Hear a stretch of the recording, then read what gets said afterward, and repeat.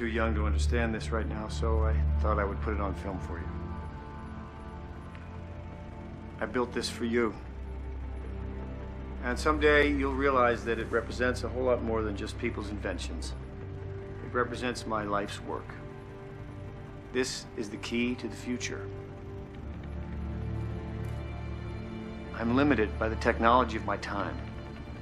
But one day you'll figure this out. And when you do, you will change the world. What is and always will be my greatest creation is you.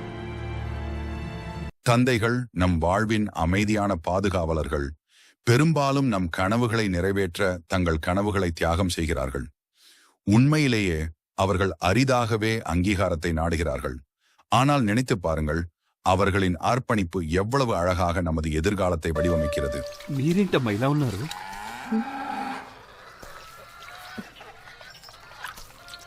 నువ్వు చాలా కాలం తర్వాత నన్ను చూసావనుకుంటా. అందుకే అలా అడుగుతున్నావు. ఇద్దరు పిల్లలు బాబు. ఒకరు గంగ, ఇంకొకరు మురికి కాలువ. గంగ నిలకడగా ఎలా ఉంటుంది? ఊరకలేసింది. మురికి కాలువ పేరుకుపోయింది. నా జీవితం ఇవన్నీ ఏవేవో పట్టుకొచ్చిచ్చాడు. அம்மா தௌர்பாகியம் చూసావా? தாய்மார்கள் அவர்கள்தான் உண்மையான போர் வீரர்கள். அவர்கள் எண்ணில் அடங்கா பாத்திரங்களை கருணையுடன் எதிர்கொள்கிறார்கள். அன்பினால் தூண்டப்பட்ட அவர்கள் அயராது உழைக்கிறார்கள். அவர்கள் எந்த பாராட்டையும் எதிர்பார்க்க மாட்டார்கள். யாரு கண்ணாடி உடைச்சது? நம்ம பசங்க இப்படி பண்ண மாட்டீங்கன்னு எனக்கு தெரியும். யாரு இதுவும் ஃபெயிலியரா? என் மேல நீங்க உண்மையான பாசம் வச்சிருந்தீங்கன்னா 10 செகண்ட்ல கிளாஸ் ரூம்ல இருக்கணும். போங்க.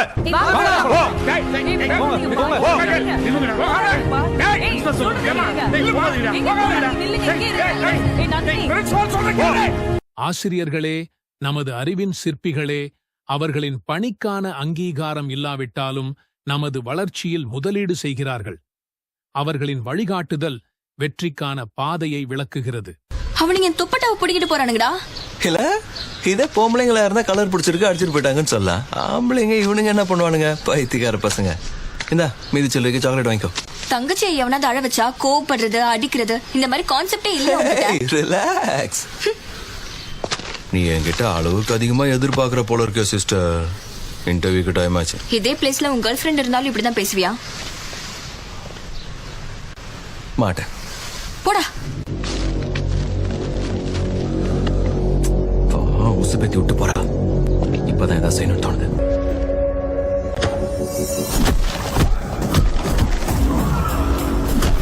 உடன்பிறப்புகள். அவர்கள் உங்கள் முதல் நண்பர்களாக இருப்பார்கள். அவர்கள் பெரும்பாலும் உங்கள் சிறந்த ஆதரவாளர்களாக மாறுவார்கள். அவர்கள் நம்மை பாதுகாப்பார்கள், வழிநடத்துவார்கள், நம்முடைய சந்தோஷங்களையும் துக்கங்களையும் பகிர்ந்து கொள்வார்கள். ஆர்ஜின் கம்பெனியோட சிஇஓ பொறுப்பேற்ற பிறகு ரிஷிகுமார் முதல் முறையா இந்தியாவுக்கு வராரு. என் ஃப்ரெண்டை கூட்டிட்டு போறதுக்கு தான் நான் இங்க வந்தேன். அதிராமவரம்னு ஒரு ஊரு. அங்க ஒரு ஃப்ரெண்ட் இருக்கான். அந்த ஃப்ரெண்டுக்காக அந்த ஊரை மட்டும் விட்டுருங்க. அதை மட்டும் சொல்லாத.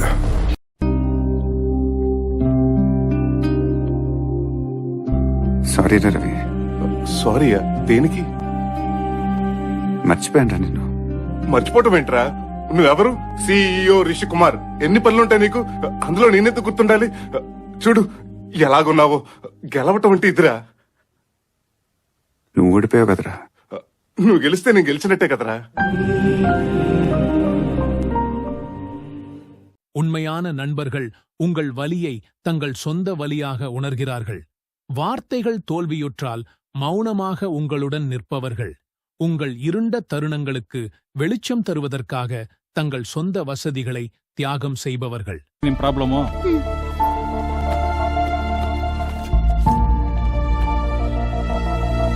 ಇಷ್ಟು ಚಿಕ್ಕ ವಿಷಯಕ್ಕೆ ಜಿಲ್ಲಾಧಿಕಾರಿ ಹತ್ರ ಈ ತರ ನಡ್ಕೊಳ್ಳೋದು ನೀವು?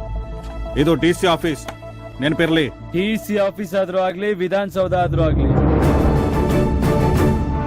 ತಪ್ಪು ನಡೆದಾಗ ಪ್ರಶ್ನೆ ಮಾಡೋ ಜನಗಳ ಹಕ್ಕು ಸರ್. 3.25% ಜನ ಕೇಳಲ್ಲ, ಅವ್ರು ಕೇಳ್ತಿದಾರೆ ಅಷ್ಟೇ. ಇಡೀ ವ್ಯವಸ್ಥೆನಲ್ಲೇ ತಪ್ಪಿದೆ. ನಾನು ಒಬ್ಬನೇ ಅದನ್ನ ಸರಿಪಡಿಸೋದಕ್ಕಾಗೋದಿಲ್ಲ. ಒಬ್ಬ ತಂದೆ ಮನ್ಸ್ ಮಾಡಿದ್ರೆ ತನ್ನ ಮಗನ್ ಸರಿ ಮಾಡಬಹುದು. ಒಬ್ಬ ಗುರು ಮನ್ಸ್ ಮಾಡಿದ್ರೆ 50 ಜನ ವಿದ್ಯಾರ್ಥಿಗಳನ್ನ ಸರಿ ಮಾಡಬಹುದು. ಅದೇ ಒಬ್ಬ DC ಮನ್ಸ್ ಮಾಡಿದ್ರೆ ಒಂದಿಡೀ ಜಿಲ್ಲೆನೆ ಸರಿ ಮಾಡಬಹುದು. ಆ ಪವರ್ ನಿಮಗಿದೆ ಸರ್. ಆದರ್ಶಗಳು ಮಾತಾಡೋದಕ್ಕೆ ಬಹಳ ಚೆನ್ನ, ನಡ್ಕೊಳ್ಳೋದಕ್ಕಲ್ಲ. DC ಆಗೋದಕ್ಕೂ ಮುಂಚೆ ನಾನೊಬ್ಬ family man and I cannot risk my family. ಸ್ವಂತ ಫ್ಯಾಮಿಲಿನೇ ಕಾಪಾಡ್ಕೋತೀನಿ ಅನ್ನೋ ನಂಬಿಕೆ ಇಲ್ದಿರೋರು ಜನರನ್ನ ಕಾಪಾಡ್ತೀನಿ ಅಂತ ಹೆಂಗ್ ಸರ್ ಪ್ರಮಾಣ ವಚನ ತಗೊಂಡ್ರೆ? சாதாரண மனிதன், ஒரு அன்றாட ஹீரோ, மனித குலத்தின் சிறிய செயல்கள் மூலம் உலகத்தை சிறந்த இடமாக மாற்றுகிறான். ஐயோ, என்ன இப்படி அடிபட்டிருக்கு? நர்ஸ் காட்டன் டென்ஷன் கொடுங்க. ஏதாவது வண்டியில போய் விழுந்துட்டீங்களா? இல்ல டாக்டர். ஒருத்தர் அடிச்சிட்டீங்களா? மருத்துவர்கள் நம் உலகின் உண்மையான குணப்படுத்துபவர்கள். மற்றவர்களை காப்பாற்ற தங்கள் வாழ்க்கையை அர்ப்பணிக்கிறார்கள். இருண்ட தருணங்களில் பல உயிர்களை ஒளிரச் செய்வது அவர்களின் இரக்கமே. வருஷம் ஆச்சு. இப்ப அந்த விவசாயிகள்லாம் வெவ்வேறு இடங்கள்ல கூலி வேலை பார்த்துட்டு இருக்காங்க.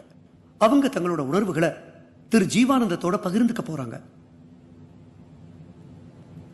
ஜீவன, நல்லா இருக்கீங்களா? ஹைதராபாத் ரயில்வே ஸ்டேஷன்ல கம்பார்ட்மெண்ட் கிளீன் பண்ணிட்டு இருக்கேன். அந்த கேஸ்ல ஜெயிச்சிருக்கனே.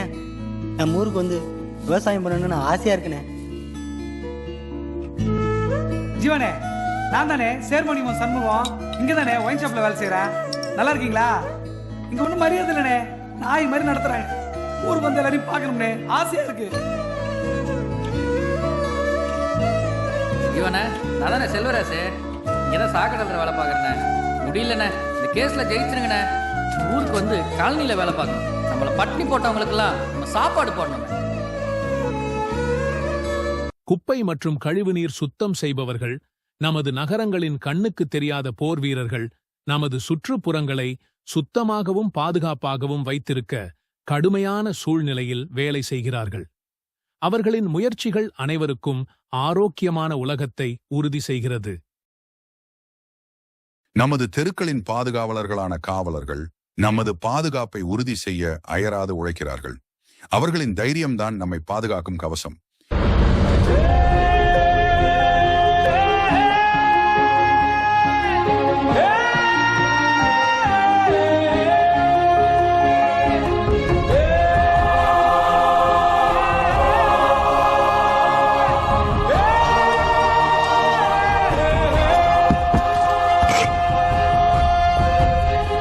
தாத்தா,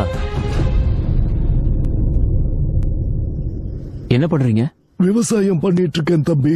ஆனா ஊர்ல இருக்கிறவங்க எல்லாத்தையும் விட்டுட்டாங்களே. நானும் விவசாயத்தை விட்டுட்டா நீங்க என்ன சாப்பிடுவீங்க தம்பி? ஒருத்தர் சாப்பிடணும்னா இன்னொருத்தன் விளைய வைக்கணும்ல. பாவம், அவங்க இதெல்லாம் விட்டது வேற வழி இல்லாம தம்பி.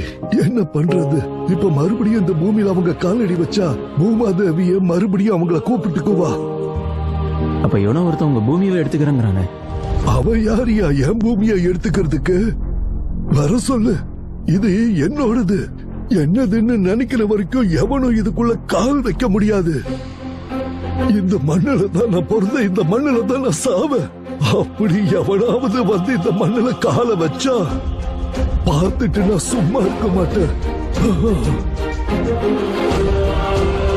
நமது பொருளாதாரத்தில் அனைத்தையும் சில்லறை விலையில் வாங்கி மொத்த விலையில் அனைத்தையும் விற்று சரக்குகளை இரு வழிகளிலும் செலுத்தும் ஒரே மனிதன் விவசாயி மட்டுமே. ஒரு விவசாயியின் இறுதி இலக்கு பயிர்களை வளர்ப்பது அல்ல, மாறாக பயிரிடுவதும் மனித வாழ்வில் முழுமையை ஏற்படுத்துவதும் ஆகும்.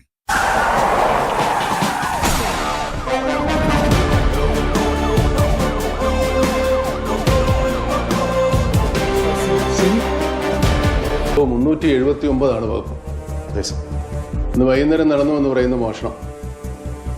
റിട്ടേൺ കംപ്ലൈന്റ് കിട്ടിയിട്ടില്ല, സംഭവസ്ഥലം സന്ദർശിച്ചിട്ടില്ല, FIR ഇട്ടിട്ടില്ല, തൊണ്ടി മുതലും കിട്ടിയിട്ടില്ല. പ്രതി എന്ന് പറയുന്ന യുവതിയെ ലോക്കപ്പ് ചെയ്യാൻ പോകും.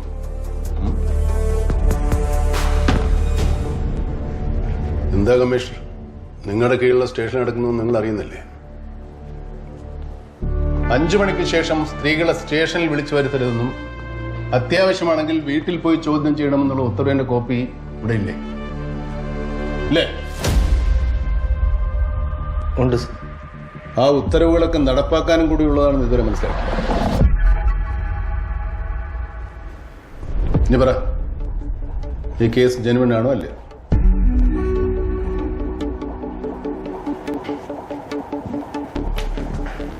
ആർ ബാഹുലയൻ SIF പോലീസ്,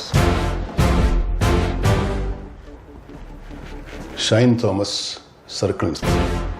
രണ്ടുപേരുടെയും സസ്പെൻഷൻ ഓർഡർ റെഡി ആയിക്കോളും. ഇവരെ നിങ്ങളുടെ ഒഫീഷ്യൽ കാര്യത്തിന്റെ ഇപ്പൊ വീട്ടിലെത്തിക്കണം. എത്തിയവരെ എനിക്ക് വിളിച്ച് പറയുകയും ചെയ്യണം. പിന്നെ ഈ കംപ്ലൈന്റ് കൊടുത്തയാളുടെ ഫുൾ ഡീറ്റെയിൽസ് നാളെ രാവിലെ 10 മണിക്ക് മുമ്പ് എന്റെ ഓഫീസ് ടേബിളിൽ ഉണ്ടാവണം. I will see to it sir.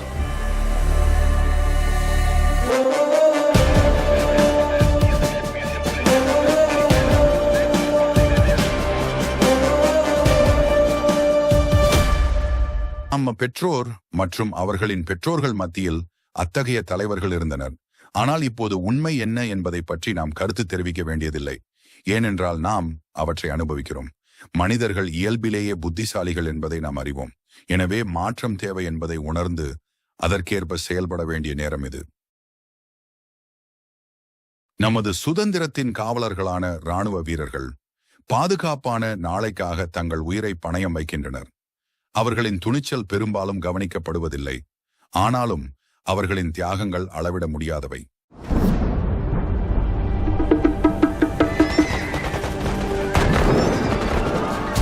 நான் யார்?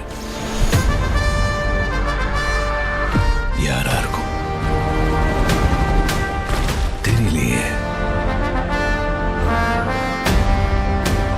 எங்க அம்மாக்கு பண்ண சத்தியம் தான் நானா, இல்ல வழி வாங்கணுங்கிற கோவமா? நான் புண்ணியமா இல்ல பாவமா? ஹீரோவா வில்லனா? இந்த அத்தனை கேள்வி உங்களுக்குள்ள ஓடிக்கிட்டே இருக்குல்ல. பதில் உங்களுக்குள்ளேயே வச்சுக்கிட்டு என்கிட்ட தேடினா எப்படி? ஏன்னா நீங்க தான் நான். ரெடி.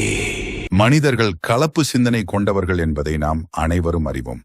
அவர்களுக்குள் எவ்வளவு நல்ல எண்ணங்களும் கெட்ட எண்ணங்களும் இருக்கின்றன என்பதுதான் எல்லா வித்தியாசங்களையும் ஏற்படுத்துகிறது.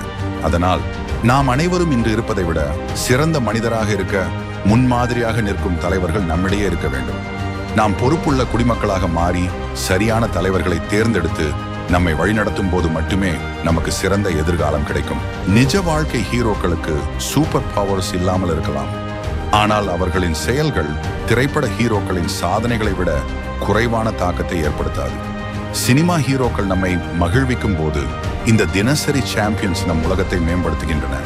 மேலும் அது நம் நல்வாழ்வுக்காக அவர்களின் நேரத்தை செலவழிக்கும் ஒரு தன்னலமற்ற செயலாகும்.